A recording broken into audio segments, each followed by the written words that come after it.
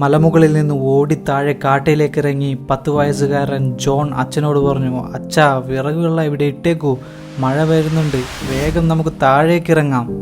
ഉടൻ തന്നെ രണ്ടുപേരും വേഗം ഓടാൻ തുടങ്ങി. 1 കിലോമീറ്റർ നീണ്ട ഓട്ടം അരുവി കടന്ന് അവർ വീട് പിടിച്ചു. ഇതവർക്ക് പതിവുള്ള കാര്യമല്ല. അരുവി കടന്നു വേണം മലമുകളിലെ കാട്ടിൽ വന്ന് വിറക് ശേഖരിക്കാൻ. മഴ പെയ്തു കുറച്ചു കഴിഞ്ഞാൽ കഴുത്തോളം വെള്ളം നിറയും. അപ്പോൾ വിറകുമായി അക്കരെ കടക്കുക എന്നത് വളരെ ദുസ്സഹമാണ്. ഓടി ക്ഷീണിതനായി വീട്ടിലെത്തിയ ജോൺ അമ്മയോട് പറഞ്ഞു, അമ്മേ, ഇതിപ്പോൾ മിക്ക ദിവസവും പതിവായി. നമ്മൾ ചെയ്യുന്ന ജോലിയെല്ലാം നഷ്ടമാണ്. ഞാനൊരു കാര്യം പറയട്ടെ, നമ്മുടെ അരുവി ചെറുതല്ലേ, നമുക്കൊരു ചെറിയ പാലം പണിതൂടെ? അത് നമുക്കും നാട്ടുകാർക്കും എല്ലാവർക്കും ഒരു ഉപകാരവുമാകും. അങ്ങനെ അവർ 3 പേരും ചേർന്ന് ഒരു കുഞ്ഞു പാലം നിർമ്മിച്ചു. പിന്നീട് മഴ വന്നാൽ ആർക്കും ഓടേണ്ടി വന്നിട്ടില്ല. നാട്ടുകാരിൽ നിന്നും വലിയ പ്രശംസയും ഇവർക്ക് ലഭിച്ചു. അങ്ങനെ പല കാര്യങ്ങൾക്കും ജോൺ അച്ഛന് പോംവഴികൾ നൽകി. ജോണിൻ്റെ ബുദ്ധി സാമർഥ്യം കണ്ട് അച്ഛൻ ഒരു ദിവസം തീരുമാനിച്ചു, മകനെ സ്കൂളിൽ പറഞ്ഞു വിടണം. ആ ഗ്രാമത്തിൽ സ്കൂളിൽ പോകുന്നവർ വളരെ വിരളമാണ്. കിലോമീറ്ററുകൾ നടന്നു വേണം സ്കൂളിലെത്താൻ. എന്തായാലും സാരമില്ല എന്ന് കരുതി ജോണിനെ സ്കൂളിൽ ചേർത്തു. ജോണിൻ്റെ അച്ഛന് കൃഷിപ്പണിയാണ്. വളരെ പാവപ്പെട്ട കുടുംബമായിട്ടും ജോണിൻ്റെ കാര്യത്തിൽ ഒരു കുറവും കാണിച്ചില്ല. എല്ലാവരും പ്രതീക്ഷിച്ച പോലെ തന്നെ നാടിനും വീടിനും അഭിമാനമായി ജോൺ എല്ലാ ക്ലാസ്സിലും ഫസ്റ്റ് തന്നെയായിരുന്നു. കാലങ്ങൾ കടന്നുപോയി. ജോൺ വളർന്നു വലുതായി. എൻജിനീയറിംഗ് പഠിച്ചു. ടൗണിൽ നല്ലൊരു കമ്പനിയിൽ ജോലിയും നേടി. പക്ഷേ പിന്നീട് കാര്യങ്ങളെല്ലാം മാറിമറിഞ്ഞു. പണം കയ്യിൽ വന്നതോടെ ജോൺ മദ്യപാനശീലവും അനാവശ്യ കൂട്ടുകെട്ടുകളും തുടങ്ങി. 5 വർഷം കൺസ്ട്രക്ഷൻ കമ്പനിയിൽ എഞ്ചിനീയറായി ജോലി ചെയ്തിട്ടും ഒരു സാധാരണ എഞ്ചിനീയർ എന്നതിനപ്പുറം ജോണിന് ഒന്നും ചെയ്യാൻ സാധിച്ചിരുന്നില്ല. ദുശീലങ്ങൾ കാരണം ക്രിയാത്മകതയും ബുദ്ധി സാമർഥ്യവും അച്ചടക്കവും എല്ലാം നഷ്ടപ്പെട്ടിരുന്നു. കുറേ കാലമായി നാട്ടിലും പോകാതെയായി. ജോണിന് കാര്യക്ഷമമായ വളർച്ചയില്ലാത്തതുകൊണ്ട് കമ്പനിയിൽ നിന്ന് പുറത്താക്കേണ്ട സ്ഥിതി വന്നു. അതിനുവേണ്ടി ജോണിന് ചെയ്യാൻ പറ്റാത്ത വിധത്തിലുള്ള വലിയൊരു bridge construction project plan and architecture design തയ്യാറാക്കാൻ അവനെ ചുമതലപ്പെടുത്തി. അവർ പ്രതീക്ഷിച്ച പോലെ ജോണിന് പ്രൊജക്റ്റ് പ്രസന്റേഷൻ കാര്യക്ഷമമായി ചെയ്യാൻ സാധിച്ചില്ല. അവരുടെ കളിയാക്കലും പരിഹാസവും കണ്ട് അപമാനിതനായി ജോൺ തലതാഴ്ത്തി നിൽക്കേണ്ടി വന്നു. എല്ലാ സങ്കടങ്ങളും ഒതുക്കി ജോൺ അന്നത്തെ അവസാന കൺസ്ട്രക്ഷൻ വർക്ക് തീർക്കേണ്ട തിരക്കിലായിരുന്നു. അതിനിടയിൽ ജോൺ സ്റ്റെപ്പിൽ നിന്ന് കാലിടറി താഴെ കൈയിടിച്ചു വീഴുകയായിരുന്നു. വേഗം തന്നെ എല്ലാവരും കൂടി ഹോസ്പിറ്റലിൽ എത്തിച്ചു. കൈകൾക്ക് സാരമായ പരിക്കുണ്ട്. എല്ലുകൾ പൊട്ടിയിട്ടുണ്ട്. കൈവിരലുകൾ ചലിപ്പിക്കുന്ന കാര്യം 50-50 ചാൻസ് ആണ്. എല്ലാം കൂടി ആയപ്പോൾ ജോലിയിൽ നിന്ന് പുറത്താക്കപ്പെടുകയും ചെയ്തു. കുറേ കാലത്തെ ദുശീലങ്ങളും കോർപ്പറേറ്റ് ജോലി സ്ട്രെസ്സും ഓട്ടവും എല്ലാം താഴെ വെച്ച് ജോൺ നാട്ടിലേക്ക് മടങ്ങുകയാണ്. വീട്ടിൽ തിരിച്ചെത്തിയ ജോൺ വളരെ മാനസിക സമ്മർദ്ദത്തിലായിരുന്നു. 4 സർജറികൾ ചെയ്യേണ്ടി വന്നു കൈ വീണ്ടെടുക്കാൻ. അതിനുവേണ്ടി ലക്ഷങ്ങളും ചിലവായി. കുറേ കടവുമുണ്ട് ഇപ്പോൾ. അപകടം പറ്റുന്ന കുറച്ച് ദിവസങ്ങൾക്ക് മുന്നെയാണ് ജോണിൻ്റെ കാമുകിയും അവനെ വിട്ടുപോയത്. എല്ലാം കൂടി ആയപ്പോൾ ജോണിന് സഹിക്കാതെ വയ്യായി. മാസങ്ങളോളം ആരുമായി സംസാരമില്ല. വീട്ടിൽ നിന്ന് പുറത്തെങ്ങോട്ടും പോകാറില്ല. ജോണിനെ ഓർത്ത് വീട്ടുകാരും വളരെ സങ്കടത്തിലാണ്. 2 മാസം അങ്ങനെ കടന്നുപോയി.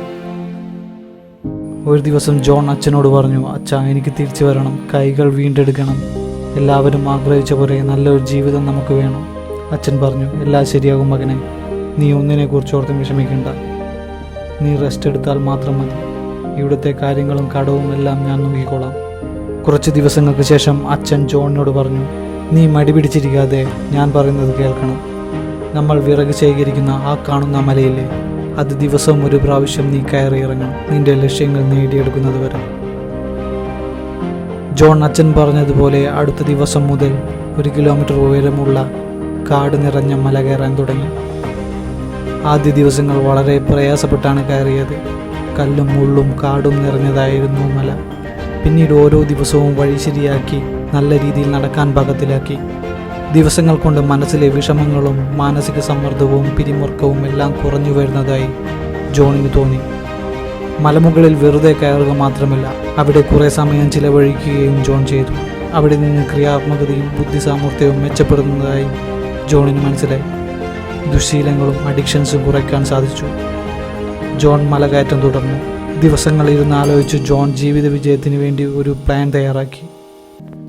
ലക്ഷ്യങ്ങൾ നേടിയെടുക്കാൻ വേണ്ടി കഴിവുകളും ശീലങ്ങളും ബന്ധങ്ങളും മെച്ചപ്പെടുത്തുകയും അനാവശ്യ ഡിസ്ട്രാക്ഷൻസ് ഒഴിവാക്കുകയും ചെയ്യുകയായിരുന്നു ജോണിൻ്റെ പ്ലാനിൽ. ജോൺ തൻ്റെ കഴിവുകളും ശീലങ്ങളും ബന്ധങ്ങളും അനാവശ്യമായി ഒഴിവാക്കേണ്ടതും ഒരു ലിസ്റ്റ് തയ്യാറാക്കി.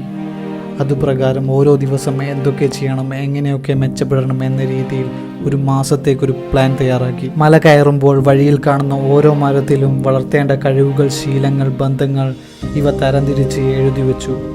ഉദാഹരണത്തിന്, ഒരു മരത്തിൽ ഒരു ദിവസം 1 മണിക്കൂർ കൈകൾക്ക് എക്സസൈസ് ചെയ്യുക, അരമണിക്കൂർ വായിക്കുക, കൃത്യമായ ആരോഗ്യ പരിപാലനം ചെയ്യുക, കൃത്യമായ ആഹാരം കഴിക്കുക, അങ്ങനെ തുടങ്ങി 30ഓളം ശീലങ്ങൾ ഓരോ മരത്തിൽ കുറിച്ചു വെച്ചു. ദിവസവും മല കയറുമ്പോൾ ഓരോ മരത്തിൽ എഴുതി വെച്ച ശീലങ്ങൾ ജോൺ കൃത്യമായി വായിച്ചു. അത് കൃത്യമായി നടപ്പാക്കുന്നുണ്ട് എന്ന് ഉറപ്പുവരുത്തി. ഓരോ മാസം തോറും കൃത്യമായ വിശകലനവും കൃത്യമായ പഠനവും നടത്തി ഗ്രോത്ത് അച്ചീവ് ചെയ്തു തുടങ്ങി. ദിവസവും കാര്യങ്ങൾ ചെയ്യുന്നുണ്ട് എന്ന് ഉറപ്പുവരുത്താൻ കലണ്ടറിൽ ശരിയിട്ടും മാർക്ക് കൊടുത്തും വളർച്ച ഉറപ്പുവരുത്തി. പഴയതിനേക്കാൾ നന്നായി ജോണിൻ്റെ വിരലുകൾ ഇപ്പോൾ ചലിക്കാൻ തുടങ്ങി. ജോണിനിപ്പോൾ കൈകൾ ഉപയോഗിച്ച് എഴുതാം, പല കാര്യങ്ങളും ചെയ്യാം. ഓരോ ദിവസം കഴിയുന്തോറും ജോൺ മികച്ച ആളായി വരികയായിരുന്നു. കാര്യക്ഷമത, ക്രിയാത്മകത, ബുദ്ധിശക്തി എല്ലാം ജോൺ തിരിച്ചു പിടിച്ചു. ആ ഇടെയാണ് ജോണിൻ്റെ സുഹൃത്തിൻ്റെ ഒരു കോൾ വരുന്നത്. ജോൺ അവസാനമായി തയ്യാറാക്കിയ വലിയൊരു പ്രൊജക്റ്റിൻ്റെ പ്ലാൻ ഇതുവരെ ആരും ചെയ്തു തീർത്തിട്ടില്ല. ഒരു ചാൻസ് കൂടിയുണ്ട്.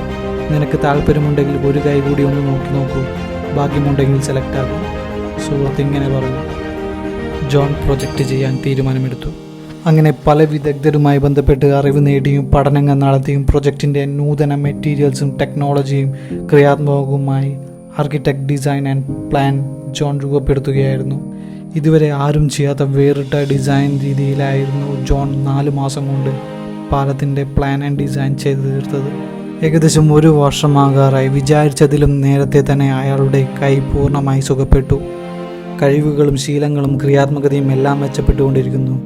ഇപ്പോഴും മലകയറ്റം തുടർന്നുകൊണ്ടിരിക്കുകയാണ്.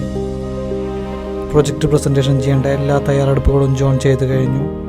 കുറേ കാലത്തിന് ശേഷം ജോൺ കമ്പനിയിലേക്ക് തിരിച്ചെത്തി പ്രസൻറ്റേഷൻ തുടങ്ങുകയാണ്. പണ്ട് കളിയാക്കിയവർ എല്ലാവരും ഉണ്ട് മുന്നിൽ. ജോൺ പ്രസൻറ്റേഷൻ തുടർന്നു. എല്ലാവരും അമ്പരന്നിരിക്കുകയാണ് ജോണിൻ്റെ ഡിസൈനും പ്രൊജക്റ്റും കൊണ്ട്. ഇത്രയും മികച്ചൊരു മാസ്റ്റർ പ്ലാൻ ഇതുവരെ ആ കമ്പനിയിൽ ആരും ചെയ്തിട്ടില്ല.